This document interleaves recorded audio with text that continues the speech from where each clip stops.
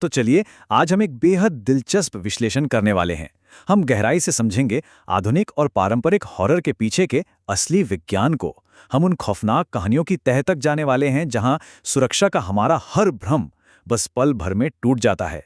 कुछ भूत सिर्फ पुरानी हवेलियों में नहीं भटकते, वे आपकी स्क्रीन में हैं और हमेशा आपको देख रहे हैं। रोंगटे खड़े कर देने वाली बात है ना।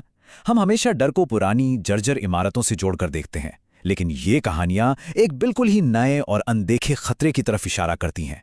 ये हमें बताती हैं कि सर्वाइवल के पुराने नियम अब कैसे पूरी तरह से बदल चुके हैं। डर का विज्ञान, आखिर ये खौफ पैदा कैसे होता है? आइए इसे समझते हैं। इन डरावनी कहानियों को सिर्फ उनकी जगह से नहीं, बल्कि उनके असली खतरे से समझना बहुत जरूरी है। एक तरफ है हमारा आज का डिजिटल खौफ, अनजान अकाउंट्स, लाइव लोकेशन ट्रैकिंग और स्क्रीन के पीछे छिपे शिकारी। और दूसरी तरफ है वो पुराना भौतिक डर, जैसे भटकती आत्माएं या किसी पुरानी हवेली का बहुत ही काला सच। मतलब एक तरफ हमारा डिजिटल फुटप्रिंट हमारे लिए खतरा बन रहा है, तो दूसरी तरफ उन पुरानी दीवारों का बोझ है जहां कुछ बहुत भयानक हुआ था। तो सबसे पहले बात करते हैं डिजिटल युग के खौफ की। जरा सोचिए, हम रोजमर्रा के सोशल मीडिया ऐप्स का कितनी आसानी से इस्तेमाल करते हैं, है ना?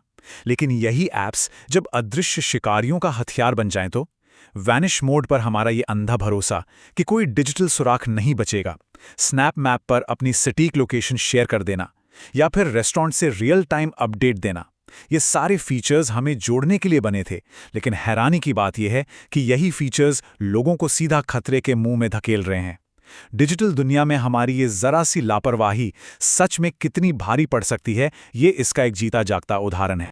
और यहीं से एक सबसे बड़ा, सबसे खौफनाक सवाल उठता है, स्क्रीन के पीछे असल में है कौन? फियोना मिलर जब अचानक गायब हुई तो हर किसी के दिमाग में बस यही सवाल था। शुरुआत में सबको लगा कि शायद कोई पैरानॉर्मल चीज है, लेकिन जब तकनीकी सच्चाई सामने आई तो वो और भी ज्यादा भयानक थी। सच्चाई ये थी कि इसके पीछे कोई भूत प्रेत बिल्कुल नहीं था। इसके पीछे था टाइलर ब्रिग्स नाम का एक टेक ड्रॉप आउट, और वो बस एक डार्क एक्सपेरिमेंट कर रहा था। वो दुनिया को ये दिखाना चाहता था कि जब हमें लगता है ना कि हमारी चैट्स वैनिश मोड की वजह से पूरी तरह सुरक्षित हैं, तब हमें कितनी आसानी से गायब किया जा सकता है। हमारी झूठी सुरक्षा की भावना ही हमारा सबसे बड़ा खतरा बन गई थी। चलिए एक और रोंगटे खड़े कर देने वाला मामला देखते हैं, जहां खौफ कदम दर कदम कैसे बढ़ता है। शुरुआत होती है बस एक ऐप पर अपनी लोकेशन और डेटिंग स्टेटस शेयर करने से। फिर अचानक एक अनजान अकाउंट से उसी सड़क की फोटो आती है जहां आप खड़े हैं। बात सिर्फ यही खत्म नहीं होती, वो स्टॉकर रियल टाइम हरकतों की नकल करने लगता है, जैसे वही आइसक्रीम ऑर्डर करना। और फिर अंत में खिड़की के ठीक बाहर एक परछाई नजर आती है, एक छोटी सी डिजिटल गलती, लोकेशन ऑन छोड़ना, और वो स्टॉकर सीधे घर के अंदर घुसपैठ कर गया। शापित जगहों में कैद। अब स्मार्टफोन्स और डिजिटल दुनिया से थोड़ा बाहर निकलते हैं और बात करते हैं उन जगहों की जिनका इतिहास बेहद खौफनाक है। पूर्णिमा स्कूल के सेक्शन सी में असल में क्या हुआ था? वहां की एक वो प्रतिबंधित इमारत और एक गुप्त शैडो स्क्वाड ने आखिर कौन सा काला सच छिपा रखा था? ये वो सवाल था जिसने सालों तक स्कूल में खौफ का माहौल बनाए रखा। दरअसल दशकों पहले एक टीचर ने एक शरारती बच्चे को सजा के तौर पर एक कमरे में बंद कर दिया था, और अगली सुबह उस बच्चे की दम घुटने से दर्दनाक मौत हो गई। सच को दबाने के लिए स्कूल प्रशासन ने उस टीचर को ही फंसाकर मार डाला, और फिर ठीक 20 साल बाद एक खास सालगिरह पर वो आत्मा अपना बदला लेने वापस लौटती है। ये पूरा टाइमलाइन हमें साफ बताता है कि कैसे एक पुराना पाप और एक झूठ दशकों बाद भी उस पूरी जगह को शापित किए हुए है। कुछ ऐसा ही भयानक सच शापित कमरे की कहानी में भी मिलता है, पर यहां डर किसी अनजान शक्ति से नहीं, बल्कि एक इंसान के लालच से शुरू होता है। सुरेंद्र नाम के एक मकान मालिक ने सिर्फ प्रॉपर्टी के लिए अपने चाचा सूरीलाल की हत्या कर दी, और फिर एक ऐसा खौफनाक अलौकिक सौदा किया जिसने सब कुछ बदल के रख दिया। सोचिए, एक सस्ता कमरा ढूंढने वालों के लिए इंसान का अपना लालच कैसे एक मौत का जाल बन जाता है।